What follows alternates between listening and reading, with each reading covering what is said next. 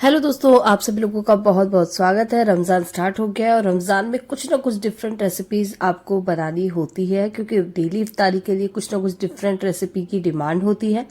तो आज मैं स्वीट में लेकर आई हूँ बहुत ही टेस्टी 2 रेसिपीज़, तो इनको आप ट्राई ज़रूर कीजिएगा।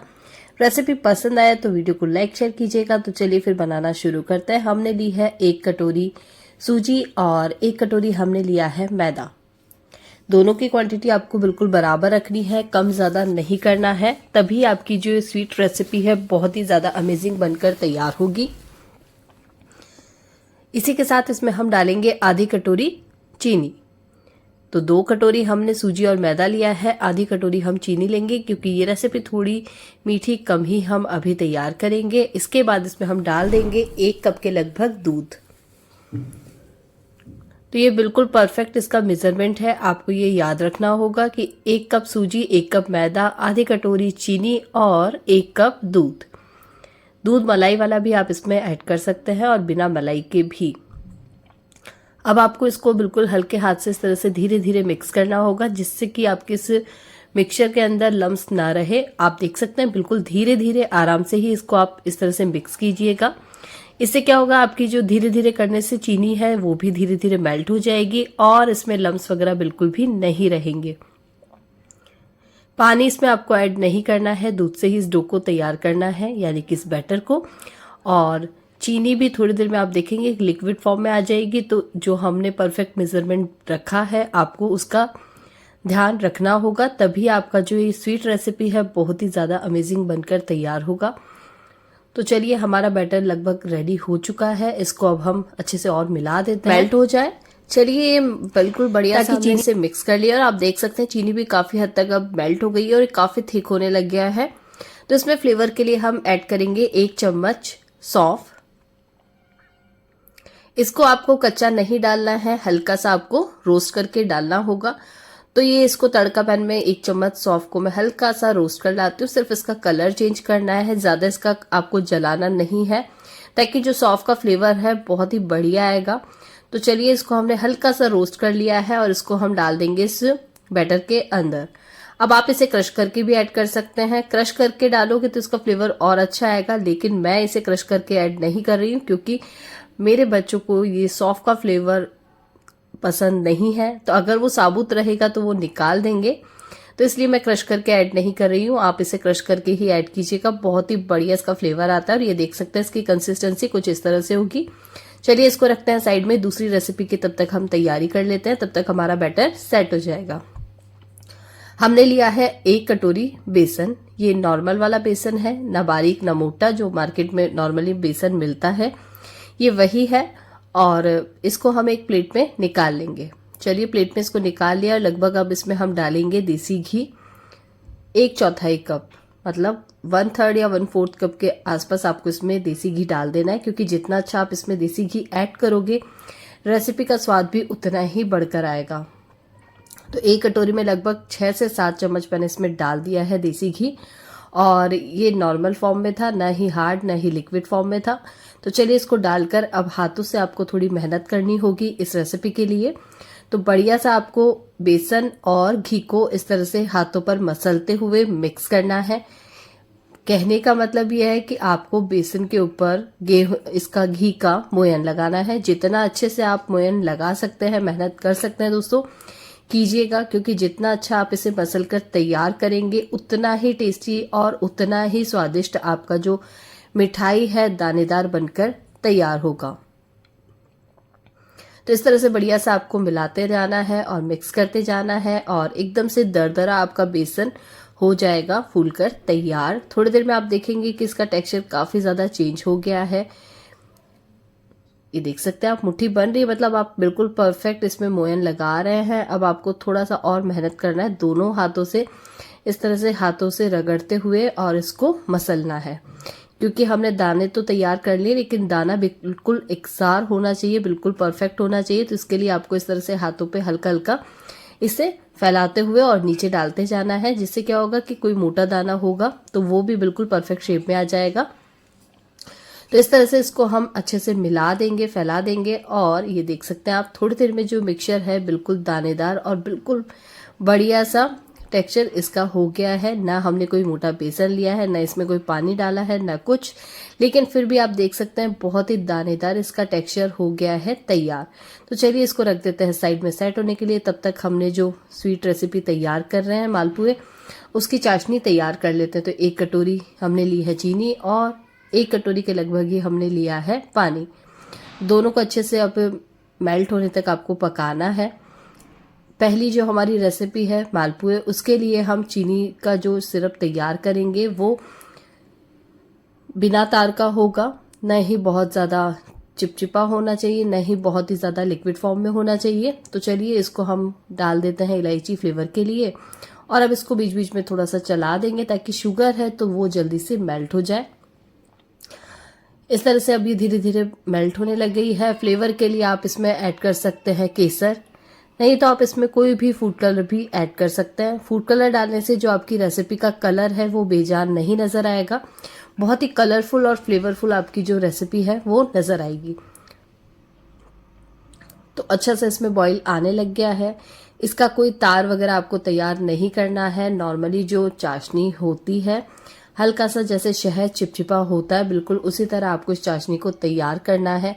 ये रेसिपी एक बार आप ट्राई ज़रूर कीजिएगा। इफ्तारी में अगर आप इसे एक बार ट्राई करेंगे तो आने वाले गेस्ट आपकी स्वीट के फैन हो जाएंगे। देखिए बिल्कुल हल्का सा भी अभी तार नहीं बनने लगा है, सिर्फ चिपचिपा है ये शहद की तरह। जैसे ही चिपचिपा हो जाए आपको इसे बंद कर देना है।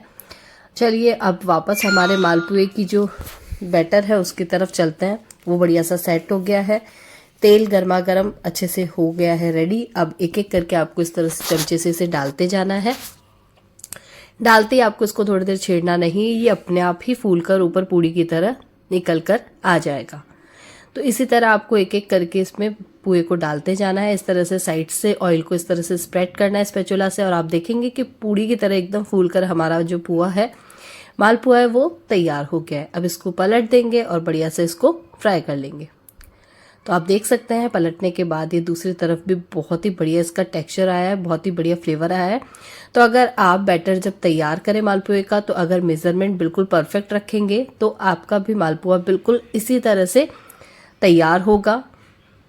ना ज़्यादा गाढ़ा ना ज़्यादा पतला, बिल्कुल परफेक्ट मेजरमेंट आपको, अगर आपने वीडियो स्टार्ट से देखा हो तो आप इसी तरह इसको तैयार कीजिएगा, तभी आपका मालपुआ इस तरह से फूलकर रेडी हो जाएगा। तो हमने ये पहला वाला निकाल लिया है बाहर। आप इसे देसी घी में भी तैयार कर सकते हैं, आप इसे रिफाइंड में भी फ्राई कर सकते हैं, जैसा चाहे आप इसे फ्राई कीजिए, लेकिन सरसों के तेल में इसे नहीं निकालना है। चलिए मैं आपको दूसरा भी एक बार डालकर दिखा देती हूँ। ये देखिए बिल्कुल हल्का हल्का आपको इस तरह से डालना है। जितना मोटा जितना बड़ा आपको चाहिए उतना बैटर डालिएगा, और थोड़ी देर डालते से छोड़ दीजिएगा और साइड से इस तरह से ऑयल स्प्रेड कीजिएगा। इससे क्या होता है कि कुकिंग प्रोसेस ऊपर की तरफ भी स्टार्ट हो जाता है और ये फूलकर बढ़िया सा रेडी हो जाता है। चाशनी के अंदर बहुत ही कलरफुल होने चाहिए डालते वक्त, यानी कि जैसे ही आप इन्हें फ्राई करें साथ में ही आपको डालना है इन्हें चाशनी में। चाशनी बिल्कुल हल्की गरम होनी चाहिए, ज्यादा गरम नहीं, धीरे धीरे तैयार कर लेंगे। तो गर्मा गर्म मालपुए आपको इसको डालते जाना है, क्योंकि इन्हें हमें ज्यादा देर डिप नहीं करना है। तो जिस तरह से मैं इस तरह से फ्राई करके आपको दिखा रही हूँ, आप फ्राई कीजिएगा और डायरेक्ट इन्हें चाशनी में डालते जाइएगा। बहुत ही जूसी, बहुत ही रसीली ये मालपुए की रेसिपी है। तो आई होप आपको बहुत पसंद आएगी। इस रमज़ान एक बार इस रेसिपी को आप ट्राई ज़रूर कीजिएगा, बहुत ही ज़्यादा पसंद आने वाली ये रेसिपी है। तो चलिए ये देखिए मालपुए साथ के साथ मैंने इसे चाशनी में डिप कर दिया है, और इनको हमें ज़्यादा देर भी चाशनी में नहीं रखना है, बस डाल के 5 मिनट में ही इन्हें बाहर निकाल लेना है, नहीं तो ये बिल्कुल सॉफ्ट हो जाएंगे और मीठा बहुत ज़्यादा हो जाएगा, क्योंकि हमने बैटर के अंदर भी चीनी ऐड की थी। तो ये देखिए हल्का सा आपको इसके ऊपर इस तरह से चाशनी को स्प्रेड कर देना है, जिससे ऊपर भी हल्का हल्का पे चाशनी का कोट आ जाए, और बस अब आपको इनको निकाल लेना है बाहर। और ये देखिए लाजवाब से हमारे मालपुए हो गए हैं झटपट से तैयार। तो इसको एक बार ट्राई ज़रूर कीजिएगा, और रेसिपी थोड़ी भी पसंद आए तो वीडियो को लाइक और शेयर करना बिल्कुल मत भूलिएगा। चैनल पर अगर आप लोग पहली बार आए हैं तो चैनल को सब्सक्राइब कीजिएगा, बेल नोटिफिकेशन कॉल पर सेट कर दीजिएगा, ताकि ऐसी ही टेस्टी टेस्टी रेसिपीज़ आपको देखने को मिलती रहे।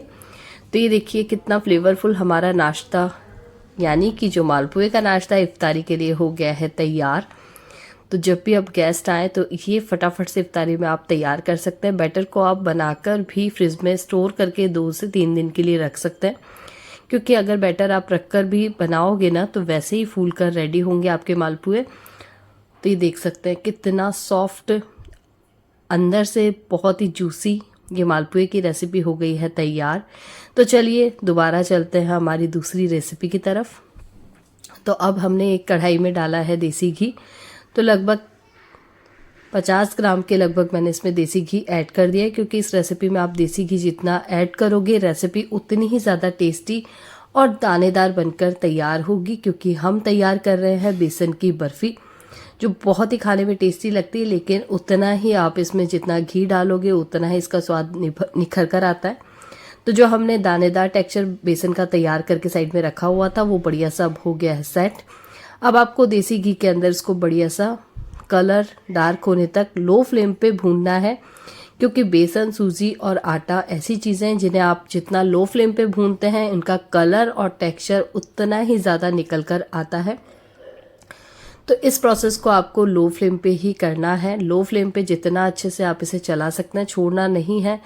बीच बीच में आपको इसको लगातार चलाते रहना होगा। कुछ सेकंड्स आप इस ब्रेक ले सकते हैं, लेकिन आपको इसे लगातार चलाते रहना ही होगा, क्योंकि अगर आप एक जगह अगर छोड़ दोगे तो बेसन थोड़ा सा जल जाएगा और फिर टेस्ट रेसिपी का अच्छा नहीं आएगा। तो जैसा आप देख रहे हैं इसी तरह आपको लगातार चलाते हुए और इसको सेकते जाना है।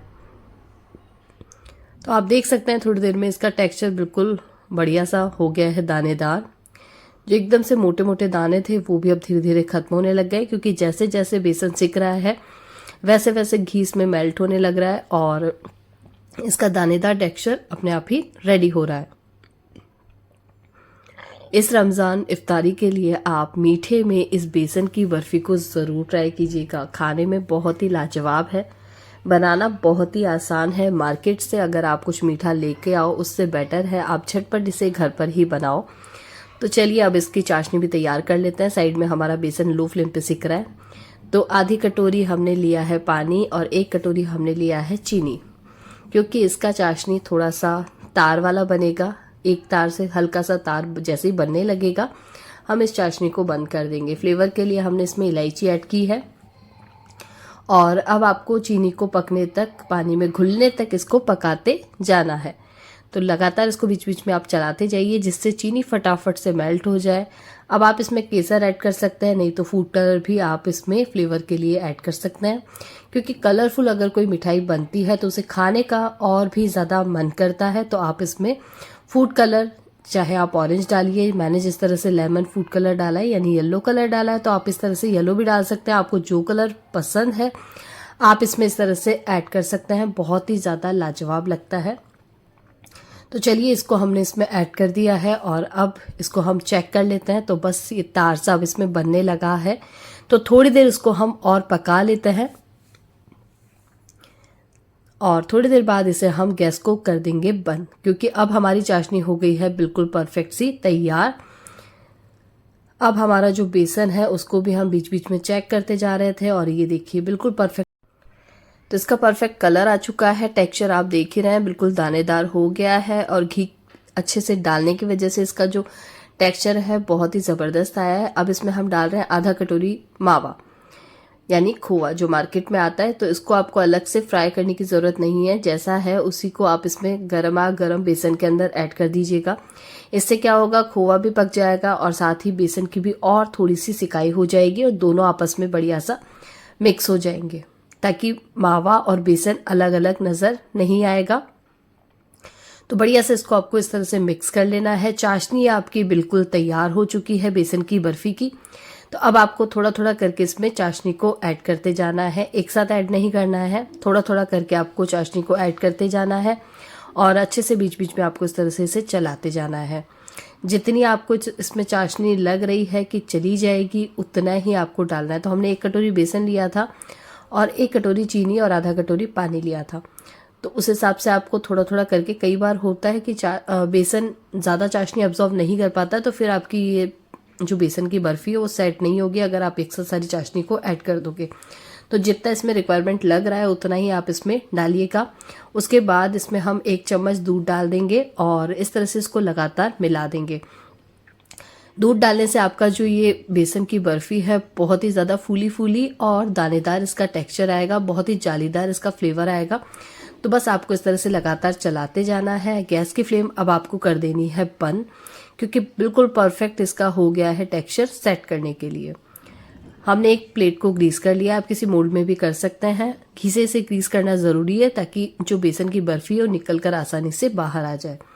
उसके बाद फटाफट जो बेसन का आपने टेक्सचर तैयार किया है उसको इसमें ऐड कर देना है और स्पैचुला से इस तरह से इसको प्रेस करके और बराबर इक्वल हर तरफ आपको सेट कर देना होगा। तो ये इस तरह से आपको इसे सेट कर देना है। अब आपके ऊपर डिपेंड करता है आप इसे गार्निश किस तरह से करना चाहते हैं।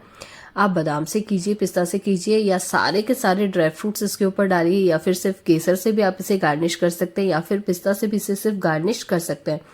तो इसको इस तरह से पहले आपको अच्छे से सेट कर देना है और सेट करने के बाद ये देखिए बिल्कुल परफेक्ट सा आपका हो गया है बेसन की बर्फी तैयार। इसके ऊपर आपको डाल देना है पिस्ता। तो ये कटा हुआ पिस्ता इसके ऊपर इस तरह से गार्निश करके स्पैचुला से इसे सेट कर देना है और उसके बाद ये इसको हम रख देंगे 5 मिनट के लिए सेट होने के लिए। 5 मिनट बाद ये बेसन की बर्फी बढ़िया सी सेट हो गई है। अब इसे आप इस तरह से चाकू से कट कर लीजिएगा। शेप आप अपने हिसाब से इसको दे सकते हैं, चाहे आप इसे ट्रायंगल में कट कीजिए, स्क्वायर में कट कीजिए, जैसे चाहे आप इसे कट कर सकते हैं। और कट करने से ही आपको इसका अंदाज़ा लग रहा होगा कि बेसन की बर्फी कितनी परफेक्ट सेट हुई है। तो इसके जो अनइवन पार्ट्स हैं इनको हम बाद में निकाल देंगे और इसको बढ़िया से एक शेप दे देते हैं। तो बीच साइड्स को हम इस तरह से निकाल कर और इसको चौकोर शेप में कट कर देते हैं। और आप देख सकते हैं चाकू बिल्कुल क्लीन निकल रहा है, मतलब बेसन की बर्फी बिल्कुल परफेक्ट सी हमारी हो गई है सेट। और ज़्यादा इसे टाइम भी नहीं लगा है सेट होने में, 5 से 10 मिनट में ये सेट हो गई है। और फ्लेवर देख सकते हैं आप इसका। तो चलिए इसको निकाल लेते हैं हम बाहर। तो इसका जो साइड्स का हमने अनइवन पार्ट है इसको सबसे पहले निकाल कर साइड में कर देते हैं और उसके बाद दिखाते हैं आपको एक परफेक्ट बेसन की बर्फी का शेप। तो ये देख सकते हैं, इसको निकाल दिया है हमने बाहर और ये भी आप कितना बढ़िया सेट हुआ है आप देख सकते हैं। थोड़ा सा केयरफुली आप निकालिएगा क्योंकि अभी गर्म है, थोड़ा इसे और सेट होने में टाइम लगेगा, बट ये सेट होकर रेडी हो चुकी है। तो ये देख सकते हैं कितना फ्लेवरफुल हमारा ये बेसन की बर्फी का टेक्सचर तैयार हुआ है। बहुत ही दानेदार और बहुत ही ज़्यादा टेस्टी ये बेसन की बर्फी झटपट हो गई है तैयार। न ही घंटों की मेहनत, न ही कोई और टेंशन, तो झटपट से इसे हमने तैयार कर लिया है। तो आज की दोनों रेसिपीज़ आपको कैसी लगी है कमेंट करके ज़रूर बताइएगा। और ये देख सकते हैं आप बेसन की बर्फी का दानेदार टेक्सचर, और जैसे चाहें आप इसे गार्निश कीजिए, लेकिन इस रमज़ान इसे एक बार ट्राई ज़रूर कीजिएगा।